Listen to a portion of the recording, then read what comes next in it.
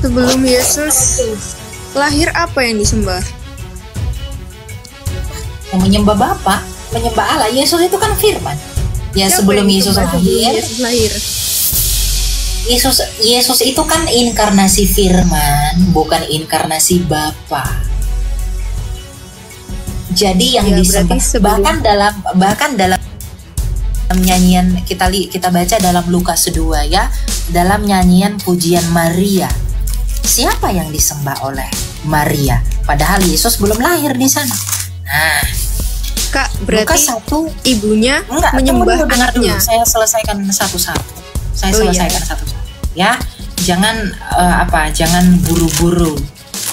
Lukas 1 ayat ada 11.000 orang yang harus saya ajar. Bukan kamu saja, ya. Ada 11.000, 12.000 telinga yang mendengarkan saya. Jadi mereka juga harus saya ajarin. Oke?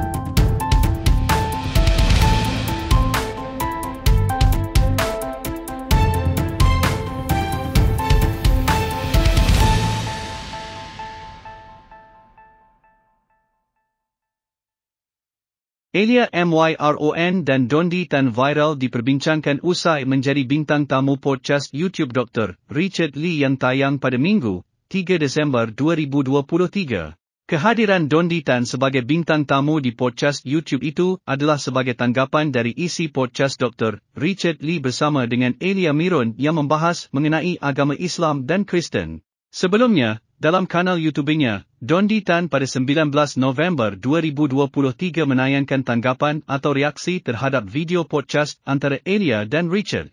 Dalam video itu Dondi menuturkan semoga nanti bisa ketemu dengan Elia. Setelah itu, tersebar percakapan pesan suara antara Richard Lee dan Elia Myron. Dalam percakapan itu Richard Lee meminta Elia untuk datang kembali ke podcastingnya.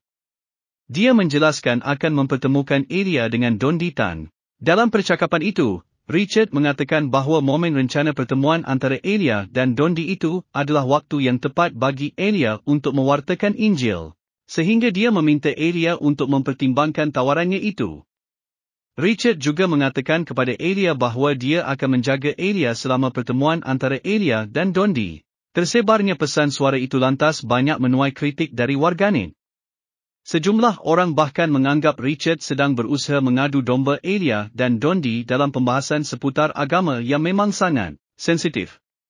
Untuk mengklarifikasi itu semua, Richard lalu mendatangkan Dondi Tan sendiri tanpa Elia Myron ke dalam podcastingnya. Richard dalam podcastingnya itu mengakui bahawa polemik yang terjadi belakangan ini memang ada porsi kesalahan darinya. Jadi pelajaran juga sih untuk aku sih, kayak aku terlalu menggebu-gebu. Aku terlalu bersemangat untuk ngerayu dia, untuk dia mau datang, ya salahku, tutur Richard. Sebelumnya, video podcast perbincangan antara Richard dan Elia berjudul Perang Israel vs Palestina dari Pandangan Nasrani, tayang 14 November 2023, sempat viral dan mendulang perhatian, hingga ditonton lebih dari 4.7 juta kali. Elia Myron juga berani melawan dan main skakmat Ustaz Dodaitan. Mari kita simak dulu videonya. Sebelum Yesus lahir, apa yang disembah? Yang menyembah Bapa, menyembah Allah. Yesus itu kan firman. Ya, Siapa sebelum yang Yesus disembah sebelum lahir, Yesus lahir? Yesus itu kan inkarnasi firman, bukan inkarnasi Bapa. Jadi yang Ya, disembah berarti sebelum- bahkan dalam nyanyian kita baca dalam Lukas 2 ya, dalam nyanyian pujian Maria. Siapa yang disembah oleh Maria? Padahal Yesus belum lahir di sana. Nah, Kak, Lukas berarti 1 ibunya enggak, menyembah tunggu, dengar dulu. anaknya. Saya selesaikan satu-satu. Oh, iya. Ya, jangan jangan buru-buru. Lukas 1 ayat ada 11.000 orang yang harus saya ajar. Bukan kamu saja, ya. Ada 11.000, 12.000 telinga yang mendengarkan saya. Jadi mereka juga harus saya ajarin. Oke? Nah, di dalam Lukas 1 ayat 46, Ini Yesus belum lahir ya, karena kata Maria, jiwaku memuliakan Tuhan. Dan hatiku bergembira karena Allah, juru selamatku. Jadi yang disembah Maria sebelum Yesus lahir itu adalah Sang Bapa. Bukan itu. Kami tidak mengenal itu. Ya, kami tidak mengenal itu. Yang kami kenal adalah Allah yang diperkenalkan di dalam Israel. Kami tidak pernah mengenal Allah yang di luar Israel. Gitu ya. Kami menyembah sebelum Yesus lahir, kami menyembah Allah yang esa, yaitu Bapa yang memiliki firman dan roh itu. Dan Bunda Maria tahu bahwa yang dia kandung adalah inkarnasi firman-Nya Allah, yaitu firman-Nya Sang Bapa itu. Gitu. Jadi jangan kamu samakan sesembahanmu dengan sesembahan kami, itu berbeda, ya. Kok bisa Kak Yesus itu Tuhan, padahal dia sebelum dia lahir langit dan bumi sudah tercipta? Loh, dalam Yohanes dalam bagaimana mungkin begitu? Yesus saja berkata dia sudah punya kemuliaan sebelum dunia ada kok. Yesus itu sudah ada sejak kekal. Kan Yesus tadi berkata, dengan kemuliaan yang kumiliki di hadiratmu sebelum dunia ada. Itu perkataan Yesus. Atau kita baca dalam Yohanes 8 ayat 23. Ini perkataan Yesus sendiri. Yohanes 8 ayat 23. Nih, ini perkataan Yesus. Lalu Yesus berkata kepada mereka, "Kamu berasal dari bawah, aku dari atas. Kamu dari dunia ini, aku bukan dari dunia ini." Yesus bukan dari dunia ini, dia dari atas. Makanya Yesus juga berkata bahwa permuliakanlah aku dengan kemuliaan yang kumiliki di hadiratmu Bapa sebelum dunia ini ada. Kalau kamu bertanya gimana bisa Yesus jadi Tuhan padahal dia belum ada. Yang belum ada itu kemanusiaannya, yang belum ada itu inkarnasinya. Tapi eksistensi Yesus sebagai Sang Firman yang kekal di dalam diri Bapa itu sudah ada. Makanya Yesus bisa berkata seperti itu, bahwa dia sudah punya kemuliaan di hadirat Bapa sebelum segala sesuatu ada. Gitu. Wahyu 1:8 Kak El. Di mana, Mak? Wahyu 1 ayat 8 kasih juga.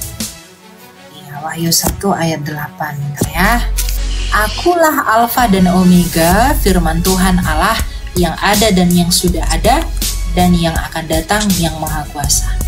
Jadi Yesus yang awal dan yang akhir. Dia adalah sumber dari segala sesuatu. Yang oleh dia. Kak, aku belum paham tujuan Yesus jadi manusia itu apa? Yesus itu datang ke dunia untuk mati. Dia datang memang untuk mati.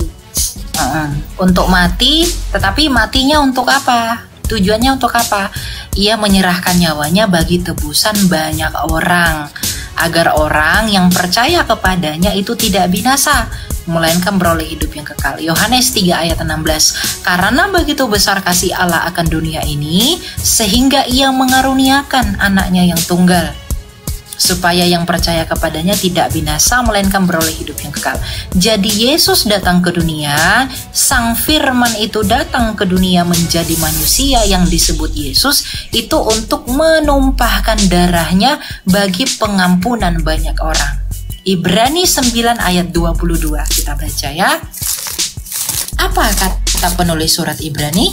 Ibrani 9 ayat 22. Menurut hukum Taurat, segala sesuatu disucikan dengan darah, dan tanpa penumpahan darah tidak ada pengampunan.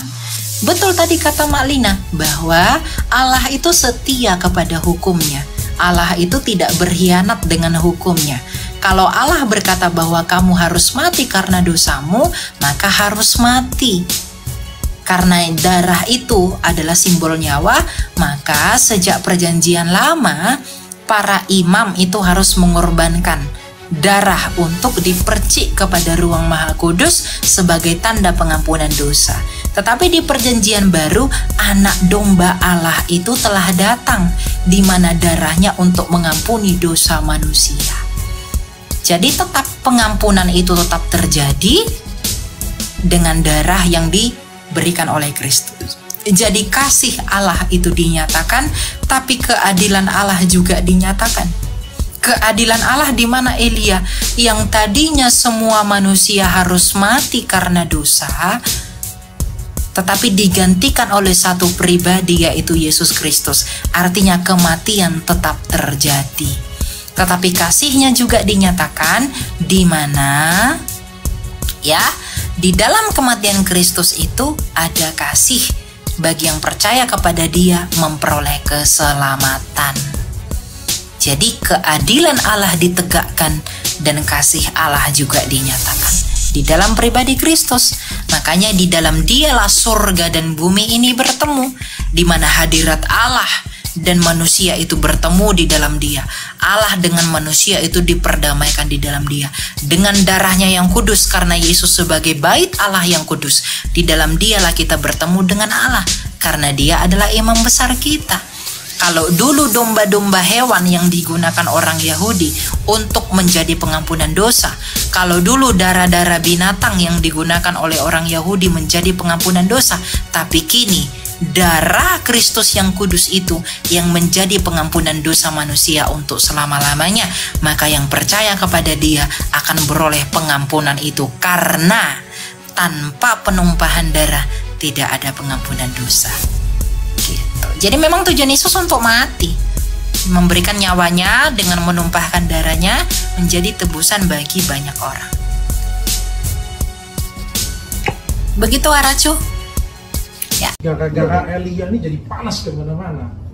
Kalau saya tinggalin Bang. Kayak kemarin Kodon saya kan simak tuh pas diskusi sama pendeta Ditan. Waduh, gimana itu kacau gitu, jawabannya semuanya hancur.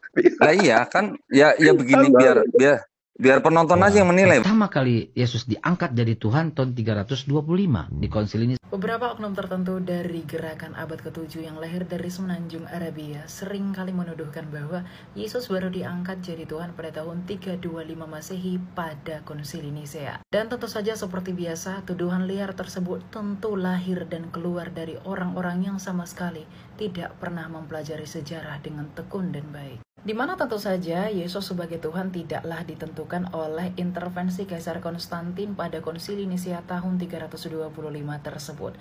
Di mana ratusan tahun sebelum konsili tersebut, Lukas 2 ayat 11 di dalam Injil Lukas yang ditulis pada pertengahan abad pertama telah menyatakan bahwa hari ini telah lahir bagimu Kristus Tuhan di kota Daud. Lalu, bagaimana mungkin Yesus baru diangkat dan dilantik menjadi Tuhan pada tahun 325 Masehi, sedangkan Injil Lukas di dalam Lukas 2 ayat 11 yang ditulis pada pertengahan abad pertama telah berkata bahwa Yesus adalah Tuhan? Tentu saja, anggapan dan asumsi liar yang mengatakan bahwa Yesus baru diangkat menjadi Tuhan pada tahun 325 Masehi otomatis dipatahkan dan gugur. Bahkan lebih jauh, Alkitab tidak hanya bersaksi tentang ketuhanan Yesus Kristus, namun Alkitab juga bersaksi tentang kealahan Yesus Kristus. Misalnya di dalam Injil Yohanes yang mengungkapkan kealahan Yesus Kristus dalam Yohanes 1 ayat 1 hingga 14. Bahkan dalam Yohanes 13 ayat 13 dan juga ayat-ayat di dalam kitab Yohanes yang lainnya. Jadi dengan jelas mengenai kesaksian bahwa Yesus adalah Tuhan dan Allah telah tercatat sejak abad pertama, bukan pada tahun 325 di konsili Nisea. Lalu apa itu konsili Nisea pada tahun 325 itu? Konsili Nisea merupakan konsili yang diadakan pertama kali di kota Nisea pada tahun 325 Masehi pada masa pemerintahan Raja Konstantin Agung yang menjabat pada tahun 274 hingga 337 Masehi. Di mana konsili ini diadakan karena adanya seorang penatua di Alexandria yang bernama Arius. Dan penatua ini melontarkan dan memberikan pemahaman yang berbeda dan bertentangan dengan ajaran gereja yang berdiri selama 4 abad sebelumnya mengenai ketuhanan dan kealahan Yesus Kristus. Di mana pandangan sesat Arius tersebut ditolak oleh Uskup Alexander dan juga penatua Athanasius yang berasal dari gereja Alexandria. Maka penolakan tersebut diteguhkan dan juga diresmikan oleh gereja di dalam pengadaan konsili Nisea tahun 325 Masehi. Dengan arti lain, Konsili Nicea tahun 325 Masehi tersebut diadakan secara khusus untuk membahas tentang pengajaran Arius yang menyimpang dari pengajaran gereja yang telah berdiri kokoh selama 400 tahun sebelumnya. Dengan demikian, Konsili Nicea yang diadakan pada tahun 325 Masehi sama sekali tidak berurusan dengan pelantikan, pengangkatan, atau pengesahan Yesus menjadi Tuhan dan Allah. Namun konsili ini memang diadakan secara khusus untuk menentang pengajaran Arius yang sesat, yang telah menyimpang dari pengajaran gereja selama 4 abad sebelumnya. Mari belajar dan jujurlah terhadap sejarah, karena sejarah adalah sejarah. Jangan membohongi diri sendiri atau bahkan membohongi publik. Karena kita adalah menjadi cerminan kualitas republik ini. Tuhan memberkati dan shalom aleichem. Ya udah, ada nih video seperti ini, boleh nggak kita kasih tanggapan? Dan Islam. Orang Muslim di seluruh dunia baca Alkitab sebagai tapi tidak sampai kepada Yesus. Itu mau tuh. Lalu kemudian ketika Anda mengatakan Al-Quran itu begini. Mau Kodondi dulu atau saya dulu kasih tanggapan? Richard dulu aja. Dr. Richard dulu. Nanti baru saya tanggapan. Bagi saya belajar di SD, dari SD Kodondi, bahwa kita tidak boleh mencampur adukan agama satu dan agama yang lain sebenarnya. Jadi yang kedua, bagi saya apapun kita belajar agama, itu yang paling penting adalah ketika kita belajar agama itu kita mendapatkan kebaikan. Karena fungsinya kita belajar agama itu adalah mendapat kebaikan. Jadi ketika kita belajar agama tapi kita mendapatkan ketamakan, keserakahan, rasa ingin benar sendiri, rasa ingin menyerang orang lain, gitu ya. Menurut saya cara belajar kita yang kurang Baik, jadi gini, ini persis sama dengan pembicaraan kita tadi waktu pertama ketemu ya. Jadi saya yang bergabung di Yayasan Pembina Mualaf atau Tauhid yang berpusat di Surabaya, walaupun kami mengikuti misi perang pemikiran, tetapi kami selalu melakukan pemikiran dengan cara yang paling baik. Cara yang paling baik itu seperti apa? Bermartabat. Ayo kita face to face di tempat yang bagus, makan enak, minum enak. Kita bukan kitab, bukan kita menyerang pribadi atau istilahnya mencampur adukan tanpa data. Saya paling tidak suka kalau ngomong tanpa data. Tapi itu penting gak sih? Menurut saya kan nggak penting. Itu kan sudah keyakinan kita berbicara. Tentu keyakinan kita berbeda. Betul. Jadi gini, ini bukan kita mau istilahnya mempengaruhi orang untuk masuk agama kita, bukan. Iya, maksudnya gini. Ketika sekali lagi ya, ilmu keagamaan saya kan nggak tinggi ya. Ketika saya membawa kitab saya, ketika Kodondi bawa kitab siapa kayak gitu punya, ya nggak mungkin lah salah satu pasti akan mengalah. Semua pasti kan percaya keyakinan masing-masing. Makanya ada yang ngomong agamaku, agamamu, agamamu. Sebenarnya lebih baik seperti itu. Tidak perlu kita debatkan bersama. Betul. Tapi gini ya, Dr. Richard ini mohon maaf, saya nggak tahu Dr. Richard ini tahu apa enggak. Mungkin kalau kita di lingkungan yang seperti ini mungkin kita tidak terlalu melihat. Tetapi ini mohon maaf, masih ada terjadi teman-teman dari kalangan kekristenan itu yang istilahnya melakukan upaya pemurtatan kepada umat yang sudah beragama. Itu masih ada. Diakuin tidak diakuin, itu masih ada. Karena saya juga dulu pernah begitu. Jadi karena mungkin ada upaya-upaya seperti itu, teman-teman yang muslim jadi berusaha melakukan pembendengan akidah terhadap umat muslim. Karena melakukan pembendengan, nanti juga yang Kristen ada apologetnya juga melakukan hal yang sama seperti kata begitu. Karena ada pembelaan gitu kan. Jadi akhirnya adalah dialog-dialog yang seperti tadi di video itu. Tetapi saya tidak atau kurang setuju dengan cara yang seperti tadi. Karena itu tidak bermartabat. Maksud saya tidak bermartabatnya kalau saya ikut jalan yang begini. Yuk kita ketemu face to face. Yuk apa yang kita mau perdebatkan. Tapi yang paling penting buat kita antara Islam dan Kristen ya, mohon maaf ya Dr. Richard ya. Di dalam Islam dan Kristen yang harus kita cari pertama kali itu bukan perbedaannya, persamaannya dulu.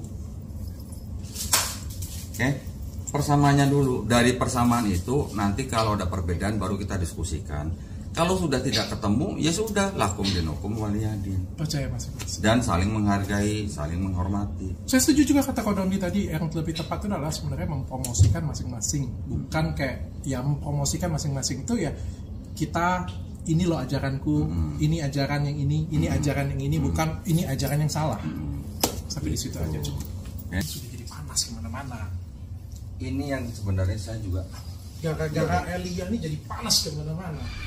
Skim tadi penjelasan Elia Mirun, menanggapi Ustaz Dodaitan, ini terwujud kerana prinsipnya setiap agama di dunia ini adalah sesuatu yang memang secara sengaja diciptakan oleh Allah. Perbedaan-perbedaan yang ada adalah memang sesuatu yang dikehendaki oleh Allah, kerana itu segala sesuatu. Perbedaan-perbedaan yang terdapat di antara kita adalah sepenuhnya kehendak Allah. Tidak perlu ada upaya untuk meruntuhkan antara satu dengan yang lain, kerana keberagaman adalah wujud kecintaan Allah Subhanahu wa Ta'ala terhadap dunia ini dan terhadap semua agama dan terhadap semua makhluk. Demikian dulu saudara-saudara sekalian, pembelajaran kita di episode kali ini. Saya selalu menunggu masukan dan komentar-komentar dari saudara-saudara sekalian demi perkembangan channel Gereja YouTube ini. Saya menyudahi episode kali ini. Assalamualaikum warahmatullahi wabarakatuh. Om Swastiastu, Nama Budaya Salam, Kebajikan Salam, Sejahtera, Tuhan Yesus memberkati.